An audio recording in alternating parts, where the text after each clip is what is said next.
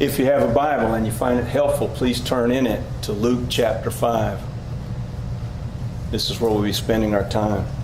One thing we noticed about Jesus last week, and really if you read the gospel accounts, you notice this throughout, is that Jesus always went first to the people who were the people that nobody else wanted to go to.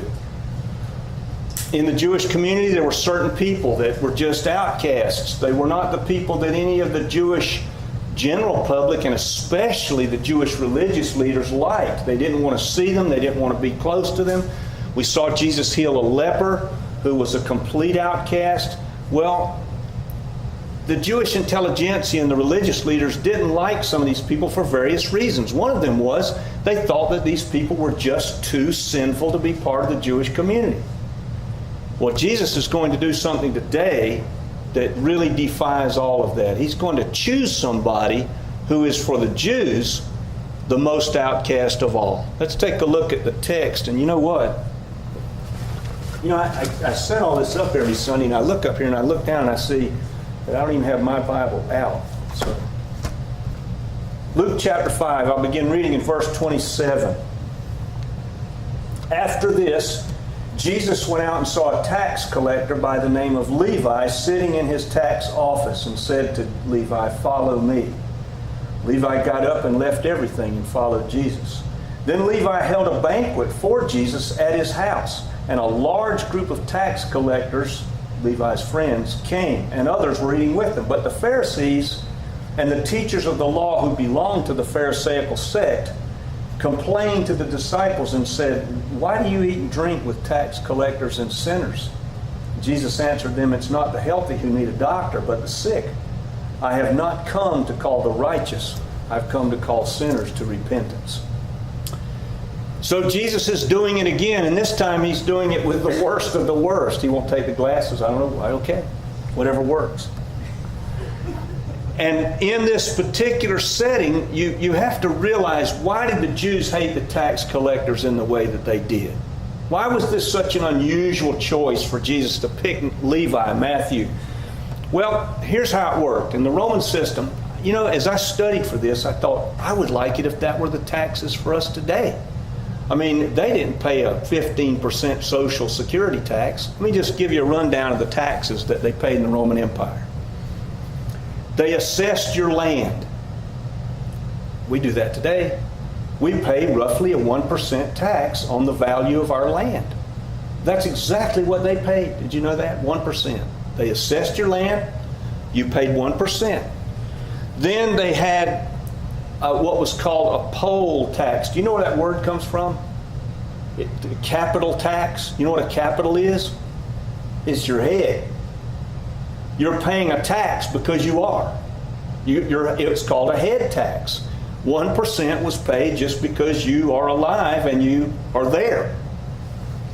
Then there was a tax if you owned property that was agricultural in nature, a fifth of all of the wine that your property produced, if that's what you grew, or oil, and 1/10 of the grain that you produced was paid in as a tax. And then there was also an income tax. If you made money, 1%. Now just think about that. The whole tax system is really about 5% is all you pay in the Roman Empire. Those are what were known as the stated taxes. Everybody knew what they were. But then there was another set of taxes that became more mysterious. You see, what the Romans would do is they would take somebody like Matthew, a Levi, he's a Jew. They would put him in Palestine, in the Jewish province, to collect taxes for the Roman government. They did this all over the empire. They were very clever. They didn't send Romans out there to collect taxes from Carthaginians. They sent someone from Carthage, and they said it was known as tax farming. And here's how it worked. Matthew would collect taxes, all those that we just looked at that were stated, and then there would be the unstated taxes. Let's say, for instance, you're on the Appian Way in Rome, and you've got a cartload of watermelons, and you're taking them to a city in Italy to sell. And all of a sudden, 3 people show up, 1 person and 2 people with spears and shields, and they stop you, and they say, "We need to count the watermelons, because there's a tax for that. You're on the Appian Way, you're using our roads, we have to collect a tax for you.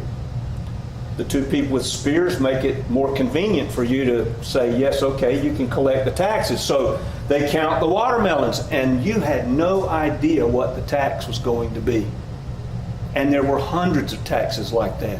So the common people, they saw these other Jews who the Roman Empire said, you go collect taxes. Anything the person who collected the taxes could scrape off with all of these unknown taxes, they got to keep. They only owed the government what the government extracted. They knew what the tax was on the watermelons in the cart, but the person with the watermelons in the cart had no idea because they weren't written down. There's no internet, there's no newspaper, there's no radio. You don't know what the taxes are, and they changed all the time. So you can see why the tax collectors were hated, because they were enriching themselves on the backs of the people that they should have been trying to help. This is one of our kinfolk, Levi, another Jew, and he's enriching himself on the backs of our people with these unknown taxes that nobody knew anything about. So the Romans created this system, what it was known as tax farming. They farmed out the tax collections. No mass communications, so you could be stopped on the Appian Way or anywhere else. You could be working in your field and find out you had a tax on the water that you were using to irrigate a field. You didn't know that. Didn't matter. The two people with the spears would let you know that you best pay it. There was one city in one of the provinces in Asia where they erected a monument to an honest tax collector. They were so pleased that there was one tax collector that was honest that they put a statue up in his favor, because they just thought, we've got to celebrate the fact that here's one who only collects what he's actually owed. So it was pretty remarkable, and this is why they were so hated. Well, this text shows us something about three things. It shows us something about God, it shows us something about sin, and it shows us something about ourselves. It shows me, first of all, that God is just interested in us not because of what we do, but because of who we are. Jesus saw something in Matthew that said to Jesus, this is going to be a disciple. He's a tax collector. Why in the world would God pick him? Is it just because he wants to do something of irony? It seems that way sometimes. I mean, a lot of what you see in the texts, God seems to like irony. I think that's true. Was it because Jesus is just going to pick somebody that's edgy? You know, somebody that's kind of a radical choice to show all of the Jewish intelligentsia that God doesn't think like you do. That could be too. But I think God is showing us something of ourselves by this choice of Matthew. Common sinfulness. Now, when I say that, I'm talking about you and me. Common sinfulness is easily redeemed. If you think about it for just a moment. The person who cheats on their taxes, the person who doesn't obey the speed limit, the person who, you know, somebody asked me a question and I can't tell them the truth. I want to tell them part of the truth. I'll just hold back a little or add to it a little bit, or we call it lie, of course. But we don't see it as anything big. We don't see it as a big deal. Or a person does something in another venue. Perhaps they, and I say this with reverence, perhaps they cheat on their spouse. Perhaps they are addicted to pornography. Perhaps they drink too much. These are just common human sins, and they are the most easily redeemed. You know why? Because we see them. We know them. God knows them. We feel that tension of God saying to us, this is wrong. We feel that internally. And so that sense of wrongness comes to us, and it's one of those things, these kinds of sins we're easily brought back to God from them. May go back to them back and forth. I mean, how many of us have known an alcoholic who be with us for a time and then fall back into drink and come back, fall back into drink, come back, and this goes on for their whole lifetime until they leave this world. Do I believe they're born again? Yeah, I have no reason to doubt it. But they're struggling. But those sins are easily redeemed. God loves to take those kinds of people in. And the same with Matthew. Matthew's a tax collector. Do I think that Matthew was an honest one? I don't know. But the fact of the Pharisees looking at Jesus sitting at this banquet with tax collectors along with Matthew and thinking, no, he's not. Perhaps he's not. Perhaps he's just like the rest of them. He'd learned how to take more than he was supposed to take in order that he would be a wealthy person.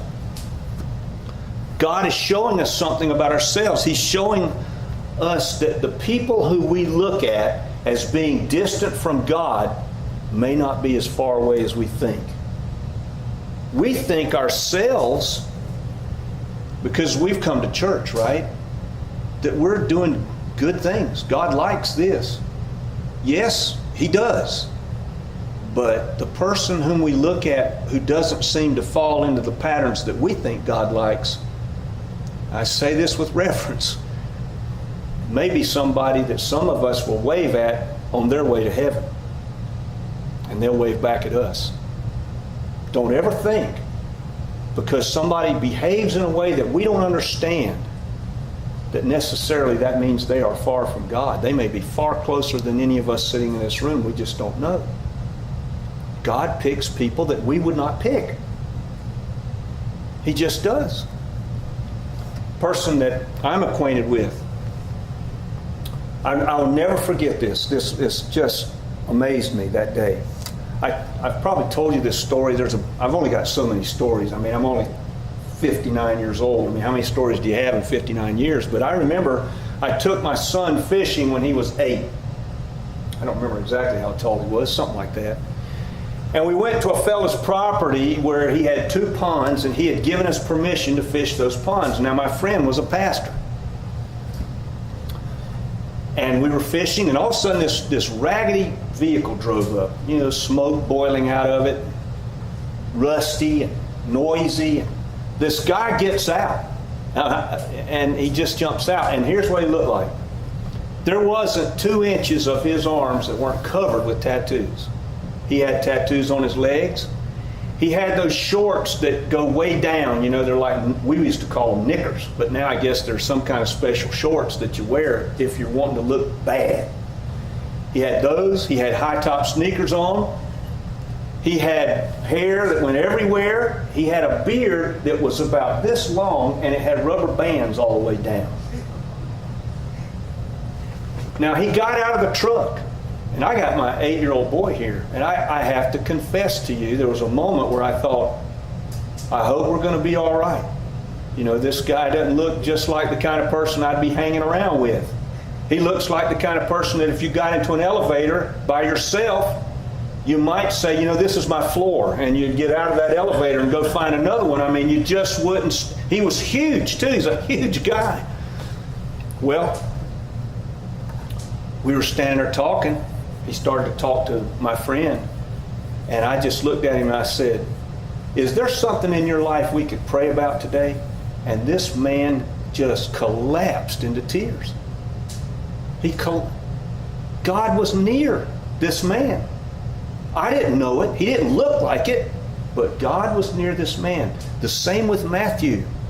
Jesus picks the tax collector, the worst of the worst.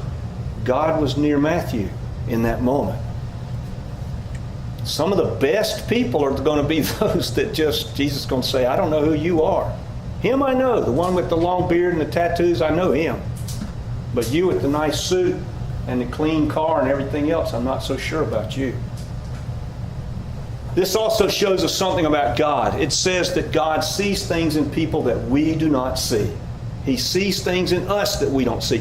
People, we rely on the outward. We rely on piety and holiness. That was what the Pharisees relied upon to make their judgments about the tax collectors. They're not pious. They're not holy people. They're not people who seem to want God in their life. There are lots of people who can walk the walk and talk the talk very, very, very well, and they don't know Jesus at all. There are lots of people who can't tell you where John's gospel is in the Bible, but they have a relationship with Jesus. They know Him. They know Him. That simple, childlike relationship with God. God is my Father. That simplicity. I'll tell you, if anybody, and I say this again with reverence, if anybody does not have that simple childlike relationship with God where He is their friend, maybe that's something we'd want to straighten out here before we leave here today, right? It's too important to just let it go. How do we recover it? Deuteronomy says something very interesting. When Moses was writing Deuteronomy, if you go to chapter 6 through 8, there's a lot of stuff in there that he tells the Jews they should do. And he talks about the laws of God, and he says they should be upon your heart. Now, why did he say on your heart? Why did he use that phrase? That's the actual literal phrase, on your heart. Why should he not say they should be in your mind or in your heart? What did he mean? Well, one of the rabbis, centuries later, who wrote of that text said this: the reason that God chose those words, on your heart, is because once those words rest on your heart long enough, your heart will break and they will fall in. I thought, wow, what an insight into what it is that has to happen. Our hearts have to be broken. Did you know when golf, how many of you know anything much about golf and when it was invented and all that, or where it even comes from? Does anybody know where golf comes from, the game? It comes from Scotland. That's where they first started to play golf. When they first started it, the ball was just smooth and round. Wouldn't you think? I would think that. I would think something smooth, and there she is, my lovely wife. I would think something smooth and round would be just what you'd want it to be, to hit it and make it go a long way, right? I mean, look at jet airplanes, how smooth they are and everything. No, they discovered that if they took a golf ball and roughed it up, people were finding out as the golf balls got used, they got dents in them, and then they would go further.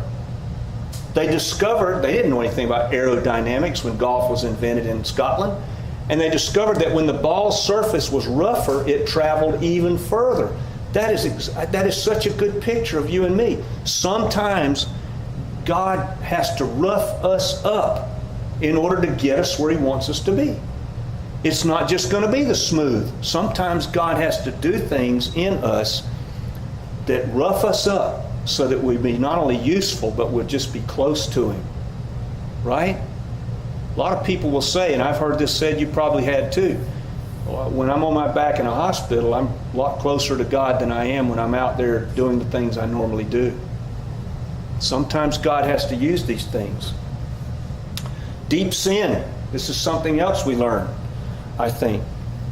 Deep sin can be very useful to God. Now, does that mean, as Paul says, sin should increase? No, it doesn't mean that at all. But it can be very useful to Him. We use the word integrity. We say, this person has integrity. Well, we're talking about them, they're honest or they're forthright or whatever. Doesn't mean that. The word integrity just means the same all the way through. That's what it means. Well, Al Capone had integrity. He had integrity in being a criminal. Satan has integrity in being evil. So the word integrity doesn't mean that. Ted Bundy had integrity in being a murderer. Matthew had integrity perhaps as a tax collector, which would have made him in the sight of the Jewish nation very, very evil indeed. I think about Peter in this way of God choosing the worst of the worst. I mean, just put yourself for a minute.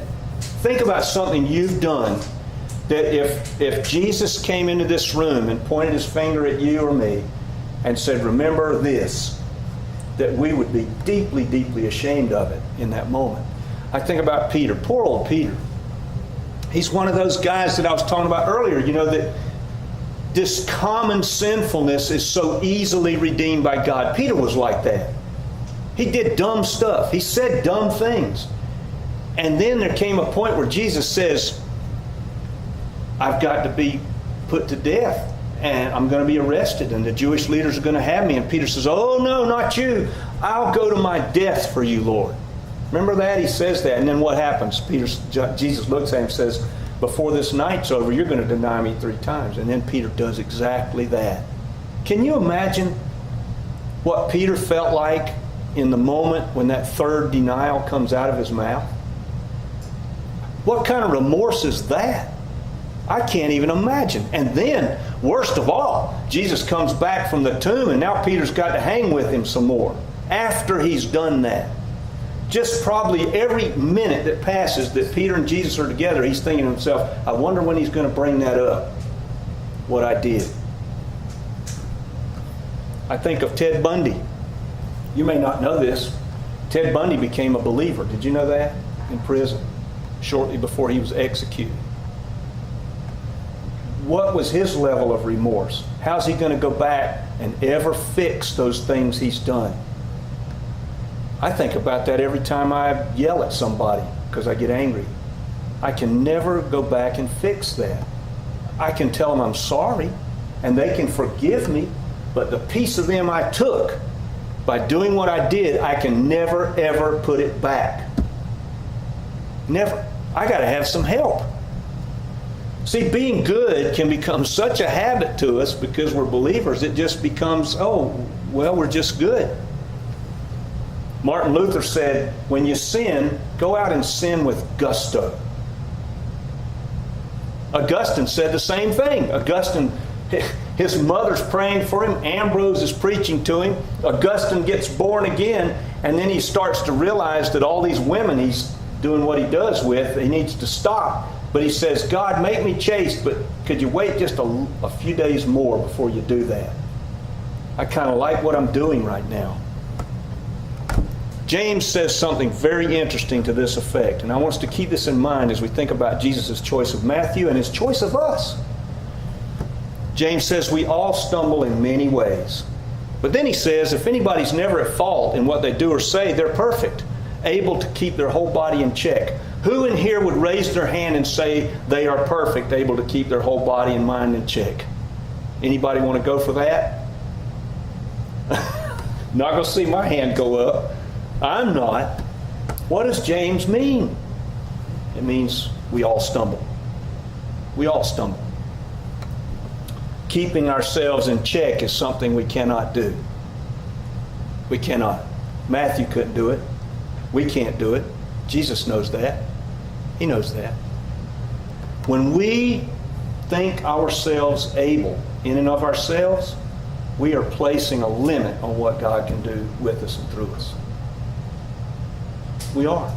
When I think myself able, I'm so smart, or I'm so good looking. Maybe I'm both those things, I don't know. Or I'm this, or I'm that.